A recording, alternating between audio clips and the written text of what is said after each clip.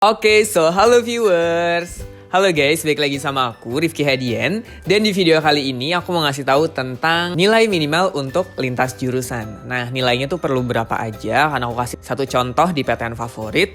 Terus milih PTN-nya kayak gimana, jadi nanti akan lengkap deh seperti apa step by step-nya. Nah, kenapa sih Kak buat video ini? Karena aku lihat banyak nih teman-teman kita yang dari IPA ternyata pengen ngambil jurusan-jurusan kuliah di IPS. Mungkin banyak pertanyaan, Kak sebenarnya lintas jurusan tuh bisa atau enggak sih? Nah, kalau menurut aku pribadi sebenarnya ini tergantung dari PTN masing-masing ya teman-teman ya. Karena kalau dari tahun 2018 itu udah ada datanya yang lulus dari IPA berapa, dari IPS berapa, lebih banyak atau lebih sedikit itu ada datanya. Nah, cara pertama untuk mengetahui apakah kalian bisa lintas jurusan atau enggak, yang paling penting adalah kalian lihat dulu nih, ada nggak alumni dari sekolah kalian yang beberapa tahun terakhir pernah lulus di SNMPTN dan lintas jurusan juga. Oh, ada Kak. Kalau ada, peluangnya makin besar. Kak, kalau nggak ada Kak, tapi aku pengen banget jurusan ini, ya nggak apa-apa, coba aja. Karena siapa tahu kalian menjadi orang pertama yang berhasil untuk lintas jurusan di jurusan yang kalian mau. Yang kedua, coba lihat univ yang memang membuka peluang lintas jurusan cukup tinggi.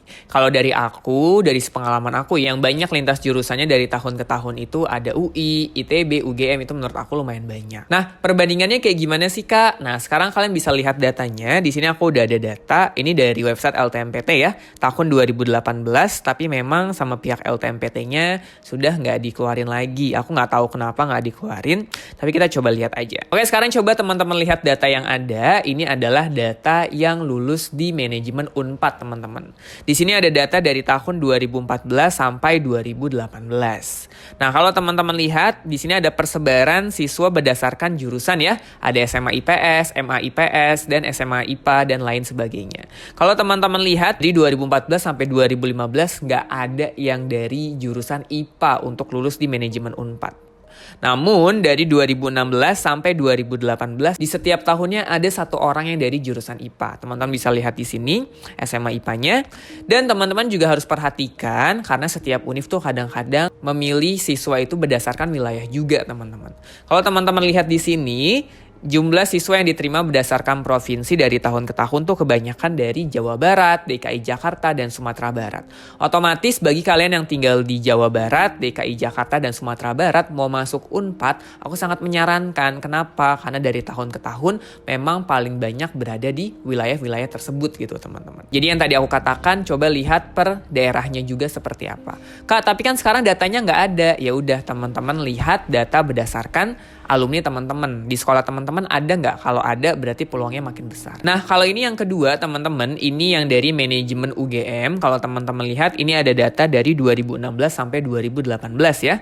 Oke, kalau manajemen UGM sendiri, ini yang dari SMA IPA lebih banyak teman-teman.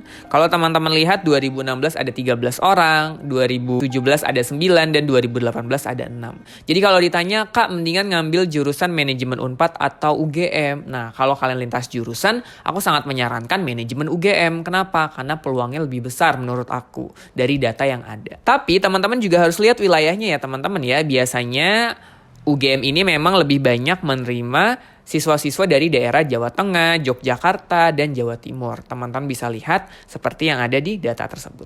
Gitu ya teman-teman ya. Jadi kita coba main data, lihat alumni sekolah kalian ada yang lulus atau enggak di jurusan dan univ yang kalian mau. Nah, itu dari univ sama jurusannya. Selanjutnya aku mau kasih data. Emang berapa sih Kak nilainya kalau pengen lulus lintas jurusan gitu. Nah, untuk ini datanya teman-teman, ini data salah satu SMA di Jakarta. Dia berhasil lulus ke SBM ITB, Sekolah Bisnis Manajemen ITB, di tahun 2020 ya. Coba teman-teman lihat data yang ada untuk SBM ITB dari siswa IPA. Ini dia yang turun, aku kasih warna kuning teman-teman di datanya gitu.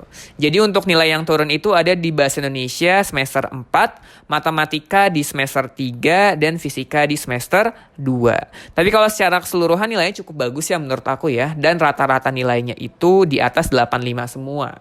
Tertinggi di Matematika 92, dan terendah di Bahasa Indonesia 85,6. Kalau dirata-ratakan, rata-ratanya adalah 88,53 dan peringkatnya di sekolah secara paralel adalah 17. Dan kalau aku lihat dari tahun-tahun sebelumnya, memang sekolah ini untuk ke ITB-nya langganan gitu. Dari tahun ke tahun tuh biasanya ada misalnya.